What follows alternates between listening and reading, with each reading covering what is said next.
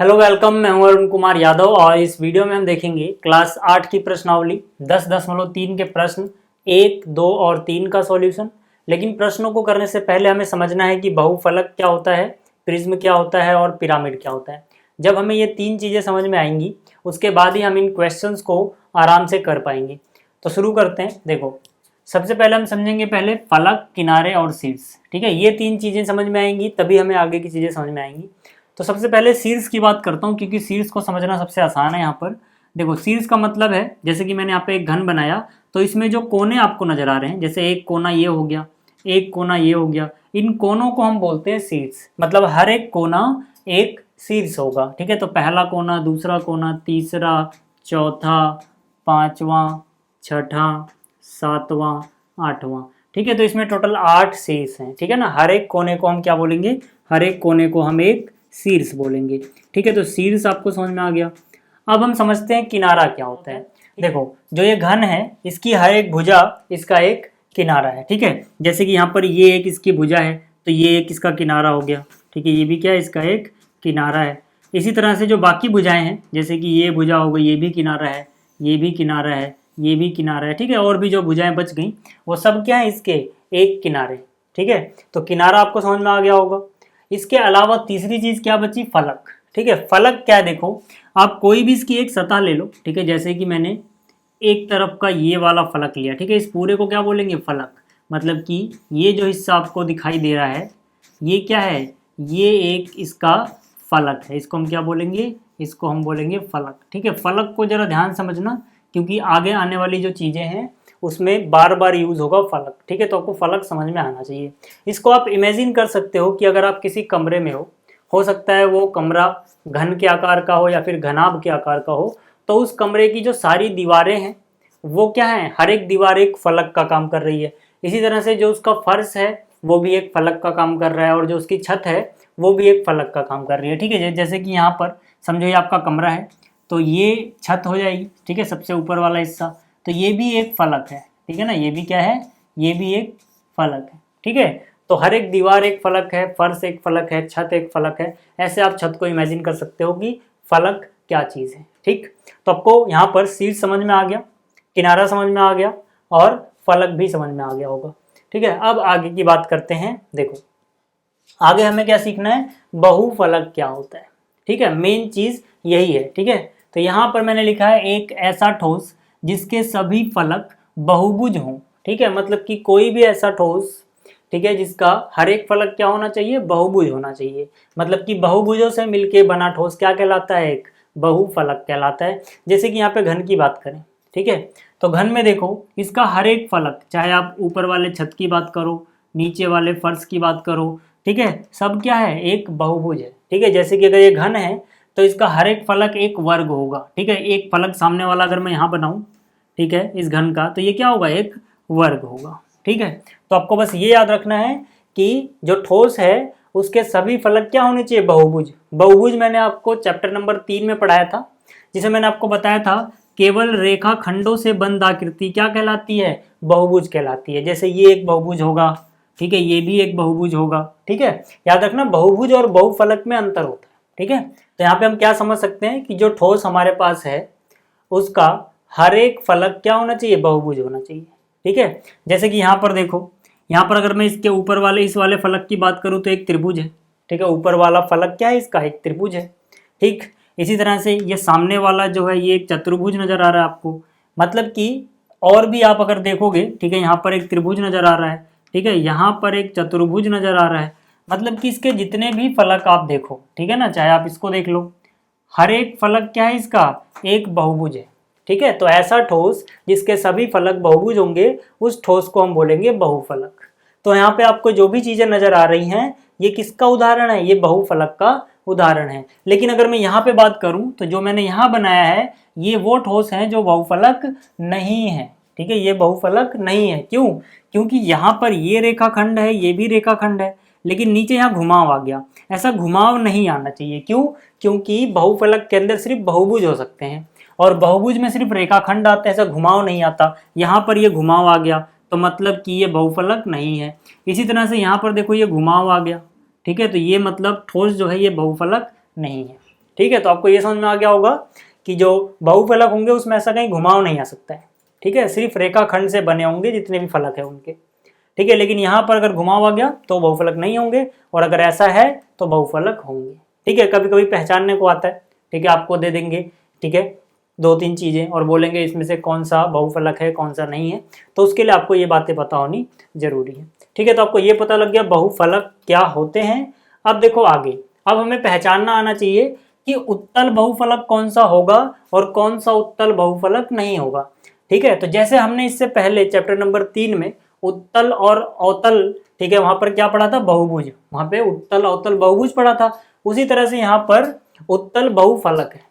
ठीक, क्या पहचान है, ज्यादा आपको टेंशन नहीं लेनी, सिंपल सी इसकी पहचान है कि अगर जो आपके पास बहुफलक है उसके किसी भी कोने को, यानी किसी भी 2 शीर्षों को अगर आप मिलाओ, या तो वो उनकी भुजाएं हों या फिर जो मिलाने पे बन रहा है वो उसका क्या बने, अंदर बने, उसके बाहर ना जाए। ठीक है, बाहर ना जाए, किसी भी 2 शीर्षों को मिलाओ, मिलाने वाला रेखाखंड बाहर नहीं जाना चाहिए इसके, तो वो उत्तल बहुफलक है।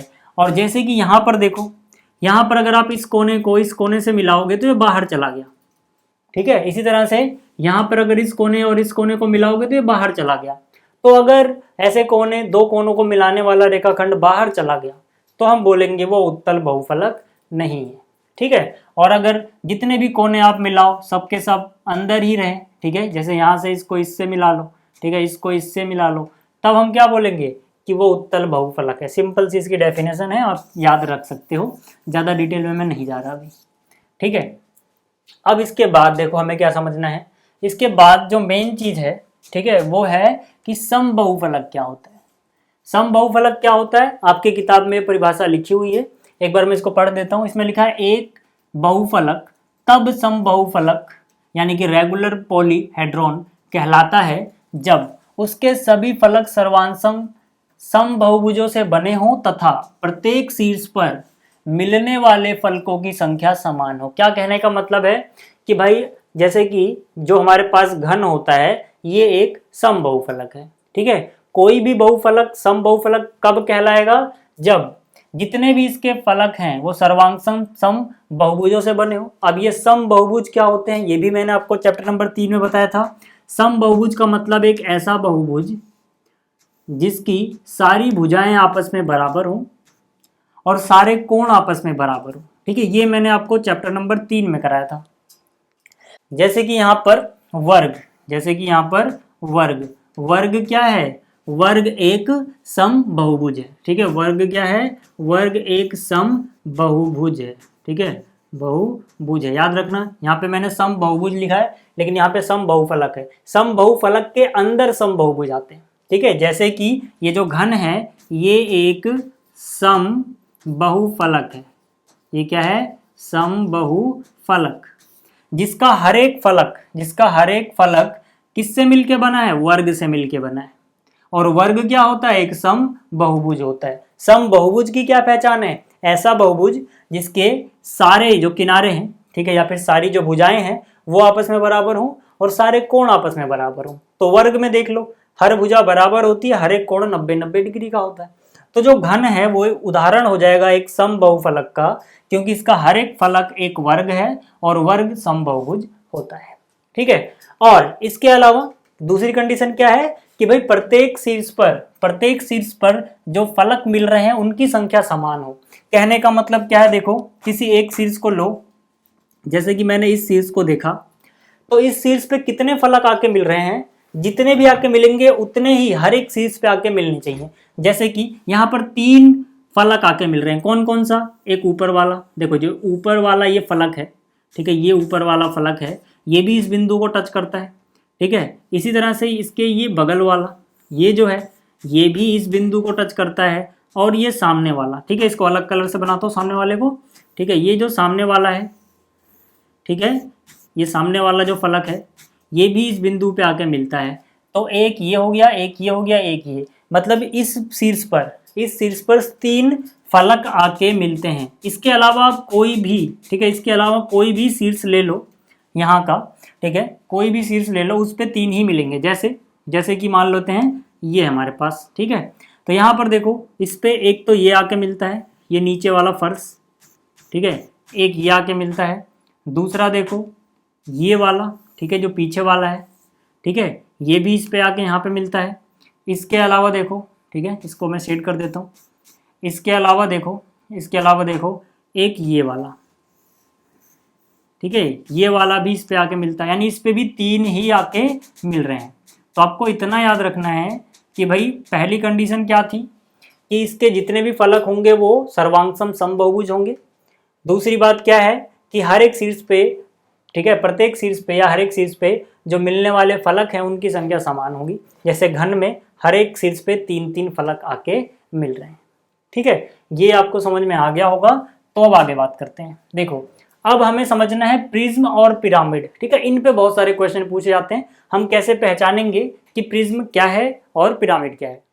ठीक है, तो प्रिज्म क्या है हम कैसे पहचानेंगे। देखो सिंपल सी इसकी पहचान है, ये एक ऐसा बहुफलक है जिसमें जो इसका आधार होगा, ठीक है, जैसा इसका आधार होगा वैसा ही इसके ऊपर का हिस्सा होना चाहिए। मतलब कि अगर आप इसको एक कमरा समझो किसी के घर या कमरे का आकार ऐसा है, तो हम कह सकते हैं कि जो उस कमरे का फर्श होगा बिल्कुल उसी तरह से उस कमरे की छत होनी चाहिए। ठीक है, ये तो हो गया नीचे वाले हिस्से और ऊपर वाले हिस्से की बात। इसके अलावा जो फलक बचते हैं प्रिज्म में वो सभी एक समांतर चतुर्भुज होते हैं। मतलब नीचे और ऊपर वाला छोड़ दें अगर हम, ठीक है, तो देखो ये भी एक समांतर चतुर्भुज है। इसके अलावा ये भी एक समांतर चतुर्भुज है। ठीक है, इसके अलावा ये भी एक समांतर चतुर्भुज है। ठीक है, जो नीचे और ऊपर वाला हिस्सा है वो किसी किसी केस में वो भी समांतर चतुर्भुज हो सकता है, नहीं भी हो सकता, लेकिन इसके अलावा नीचे और ऊपर वाले हिस्से के अलावा पक्की बात है क्या कि जो बाकी के फलक बच जाएंगे दो को छोड़ के, वो तो पक्की बात है कि क्या होंगे, समांतर चतुर्भुज होंगे। जैसे कि यहाँ पर आप देख लो, यहाँ पर ये नीचे वाला हिस्सा है, ये बिल्कुल कैसा होना चाहिए, ऊपर वाले हिस्से जितना बड़ा। ठीक है, और डिजाइन में भी सेम। इसके अलावा जो बाकी फलक बच जाएंगे वो पक्की बात है क्या होंगे, एक समांतर चतुर्भुज। जैसे ये एक समांतर चतुर्भुज हो गया, इसके अलावा ये एक समांतर चतुर्भुज हो गया, और जो बच जाएंगे वो भी समांतर चतुर्भुज होंगे। तो इस तरह से आप पहचान सकते हो कि भाई प्रिज्म क्या है, इसको हम कैसे पहचानें। ठीक है, इसके अलावा जो पिरामिड होगा, पिरामिड की खास बात क्या है कि भाई इसका जो बेस है, ठीक है, वो तो एक बहुभुज हो सकता है, कैसा भी, त्रिभुज हो सकता है, चतुर्भुज हो सकता है, पंचभुज हो सकता है, कैसा भी हो, लेकिन बाकी सब, ठीक है, इसके अलावा बाकी सब त्रिभुज होंगे जो कहीं ना कहीं एक जगह पे जाके मिल रहे होंगे। मतलब इसमें एक चोंच बन रही होगी, ठीक है, या फिर ऐसा कोना बन रहा होगा नुकीला सा। ठीक है, एक नुकीला सिरा होता है इसमें। ठीक है, तो देखो जैसे ये एक त्रिभुज है, आप देख सकते हो। ठीक है, इसके अलावा ये भी क्या है, एक त्रिभुज है। मतलब इसके बाकी फलक एक त्रिभुज होंगे जो कहीं एक जगह जाके एक नोक बना रहे होंगे या चोच बना रहे होंगे, नुकीला सा, ठीक है, नोक बना रहे होंगे। तो ये पहचान है पिरामिड की। ठीक है, और जब नीचे वाला हिस्सा ऊपर वाले हिस्से जैसा हो तो वो क्या होता है, वो बहुफलक प्रिज्म कहलाता है। ठीक है, तो प्रिज्म समझ में आ गया, पिरामिड समझ में आ गया। अब क्वेश्चन शुरू करते हैं इस प्रश्नावली के।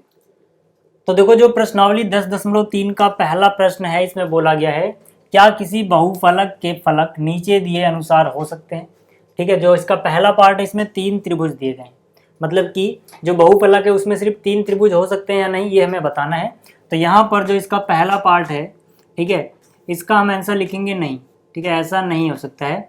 क्यों नहीं हो सकता है, क्योंकि किसी भी बहुफलक को बनाने के लिए कम से कम 4 फलक होने जरूरी हैं, या तो 4 फलक हो या 4 से ज़्यादा हो, लेकिन यहाँ पर सिर्फ 3 त्रिभुज दिए गए हैं, तो ऐसा संभव नहीं है। ठीक है, अगर मैं आपको समझाऊं तो आप ऐसे समझो कि मान लो सबसे छोटा बहुफलक भी अगर आपको बनाना है, ठीक है, आपके पास एक नीचे आपने त्रिभुज लगा दिया और बाकी के जो फलक हैं ऐसे ऊपर उठ के आ रहे हैं, ठीक है ना, बाहर ऊपर उठ के आ रहे हैं।